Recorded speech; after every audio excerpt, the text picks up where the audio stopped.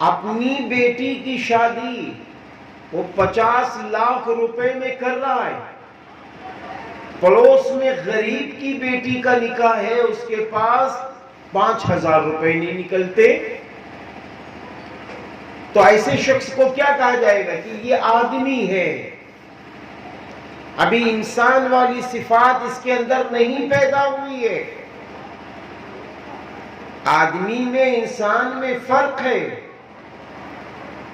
آدمی کے اندر جو صفت ہوتی ہے وہ معاف کیجئے گا جانوروں والی صفت ہوتی ہے، خود کھا لیا، خود پی لیا، خود پہن لیا، لیکن انسان خود کھاتا بھی ہے، کھلاتا بھی ہے۔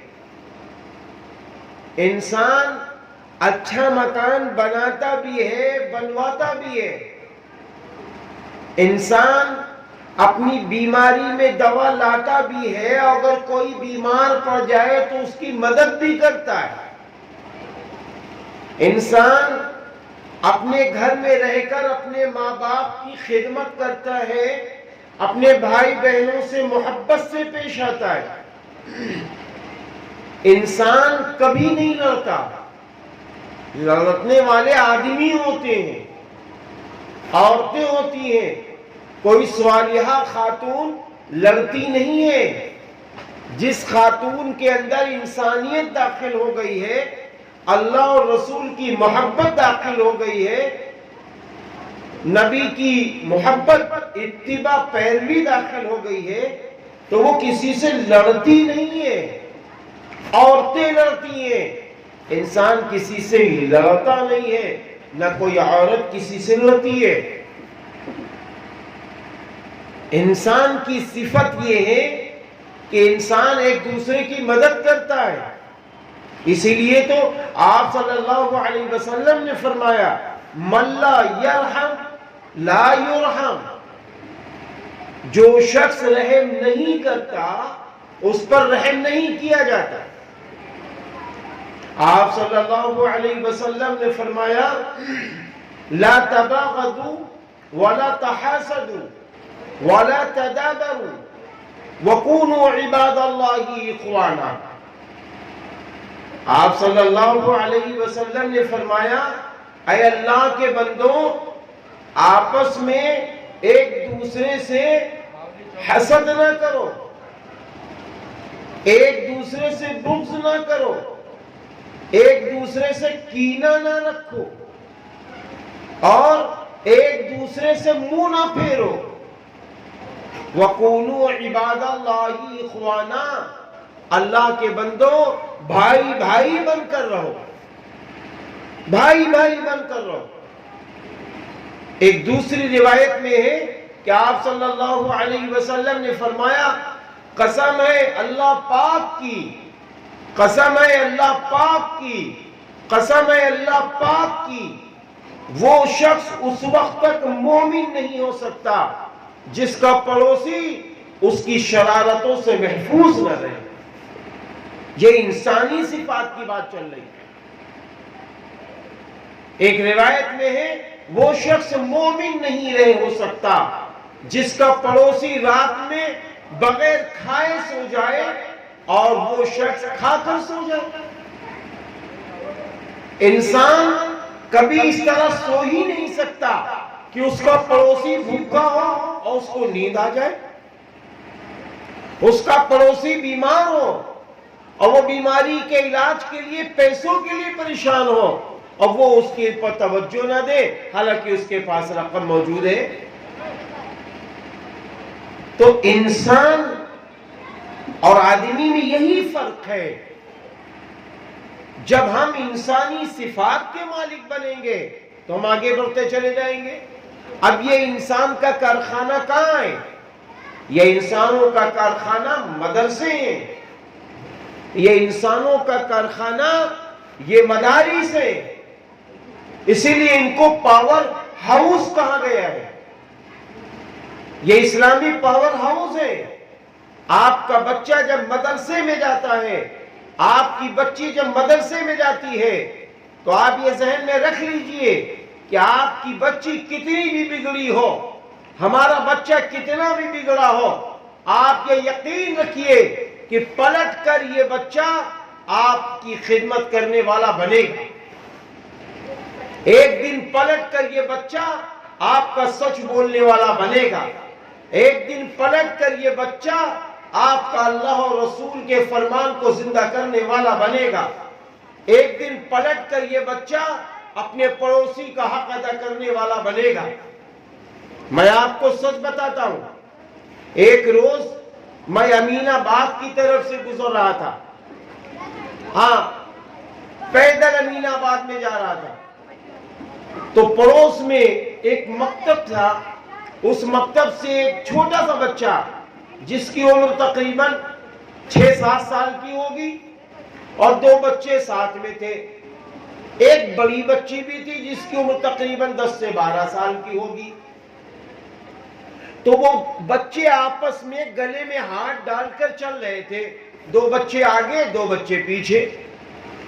اچانک میں نے دیکھا کہ ایک بچے کی زبان سے نکلا، اے عمران ٹھہرو، میرے ابا نے کہا تھا راستے میں کوئی کیلے کا چھلکا پڑا ہو تو ہٹا دینا. تو وہ بچہ جو عمران تھا اس نے کہا ارے یہ میں ہٹاؤں گا، میرے مولانا صاحب نے کہا تھا راستے میں کوئی ایسی چیز پڑی ہو جس سے کسی انسان کو تکلیف پہنچ جائے اس کو ہٹا دینا، اللہ اس سے خوش ہو جاتا ہے. اب وہ دونوں بچے لپکے، بہرحال دونوں نے چھلکے کو پیر سے نالی میں پھینک دیا. اب بتائیے یہ تہذیب، انسانیت والی تہذیب ان کو کہاں سے ملی؟ مدرسے سے ملی. انسانیت والی تہذیب کہاں سے ملی؟ نیک باپ سے ملی. کہ نیک باپ نے ان کو یہ تہذیب دے دی تھی کہ اگر کوئی ایسی چیز پڑی ہو جس سے کسی انسان کو نقصان پہنچ سکتا ہے، شیشہ ہو یا اسی طریقے سے کیلے کا چھلکا ہو، اس کو ہٹا کے پھینک دینا چاہیے. آپ کو بتاؤں مفکر اسلام حضرت مولانا سید ابو الحسن علی ندوی عرف علی میاں رحمت اللہ علیہ ایک سفر پہ تشریف لیے جا رہے ہیں، اسٹیشن پر بیٹھے ہوئے ہیں. اچانک کیا دیکھتے ہیں، ایک ٹرین آئی. جب ٹرین آئی تو ٹرین کے اندر کچھ لوگ کیلا کھا رہے تھے، تو کیلے کا چھلکا انہوں نے نکالا اور ٹرین کے باہر اسٹیشن پر پھینک دیا. اب جب اسٹیشن پر پھینکا تو 1-1.5 منٹ تک وہ کیلے کا چھلکا پڑا رہا. سب جا رہے آ رہے، سب جا رہے آ رہے. مفکر اسلام علی میاں ندوی رحمت اللہ علیہ اپنی جگہ سے اٹھے اور اٹھنے کے بعد آپ کے پاس جو بیت تھا اس بیت کے ذریعے سے کیلے کے چھلکے کو جو ٹرین کا نچلا حصہ ہوتا ہے اس کی طرف ڈال دیا. کاہے کے لیے؟ تاکہ کسی انسان کا کوئی پیر اس پر پڑ جائے تو بیچارہ رپٹ جائے گا، اسے چوٹ لگ جائے گی. تو اس کے چوٹ کے درد کو سامنے رکھ کر آپ نے اٹھ کر وہ کام انجام دیا. یہ انسانیت ہے، اس کو انسانیت کہتے ہیں. آپ ہی کے متعلق ہے حضرت مولانا سید ابو الحسن علی ندوی رحمت اللہ علیہ ایک مرتبہ اپنے گاؤں تکیہ میدان پور سے نکلے اور رائے بریلی کی طرف جا رہے تھے. راستے میں آپ نے دیکھا سرکاری پانی کی جو ٹنکی لگی ہوئی ہوتی ہے اس میں ٹوٹی 2 لگی ہوئی تھی. تو وہ بچوں نے پانی بھرا اور بھرنے کے بعد وہ ٹوٹی کھول دی. اب وہ پانی تھوڑا تھوڑا بہ رہا ہے.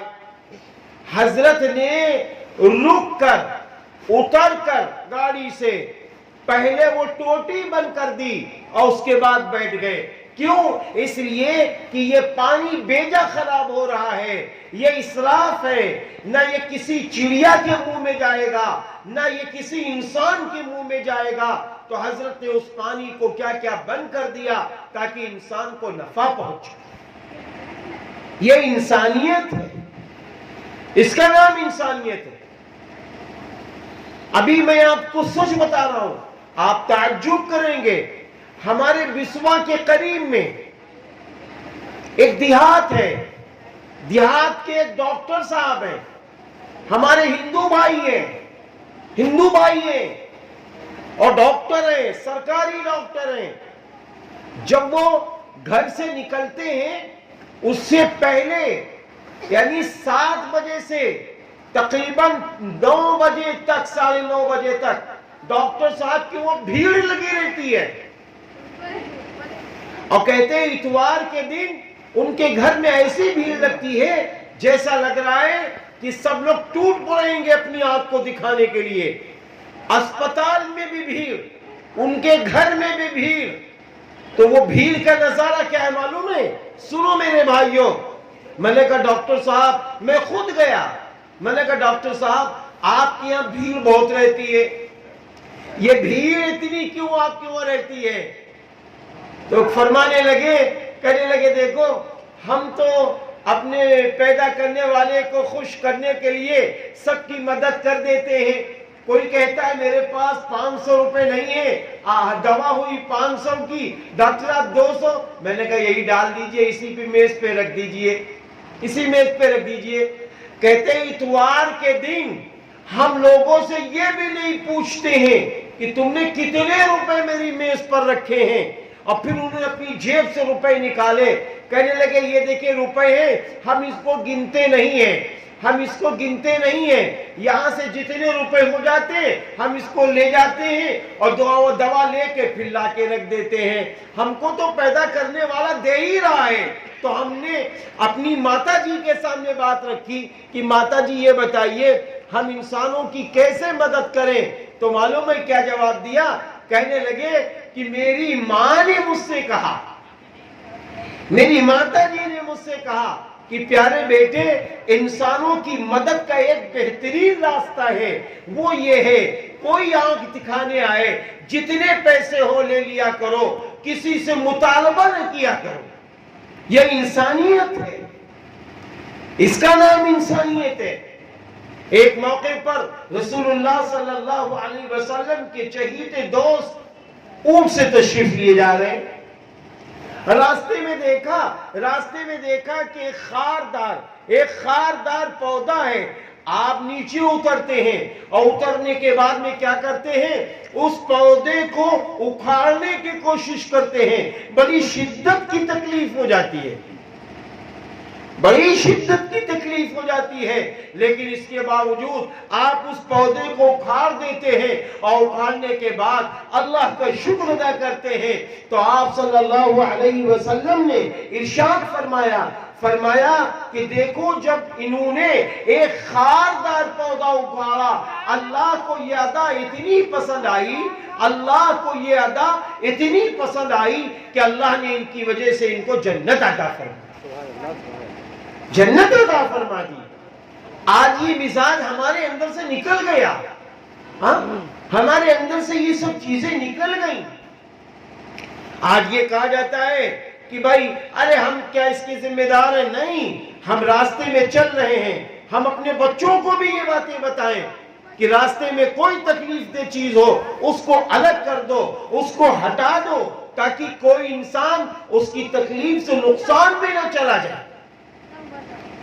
ہمارا اور آپ کا یہ حق ہے، یہی تو انسانیت ہے، یہی تو مانوتا ہے، یہی مانوتا ہے۔ اسی طریقے سے آپ کو جب یہ معلوم ہو گیا کہ جناب قاری صلاح الدین صاحب مدرسہ ماشاءاللہ چلا رہے ہیں، تو آپ کو جب یہ معلوم ہے قاری صاحب مدرسہ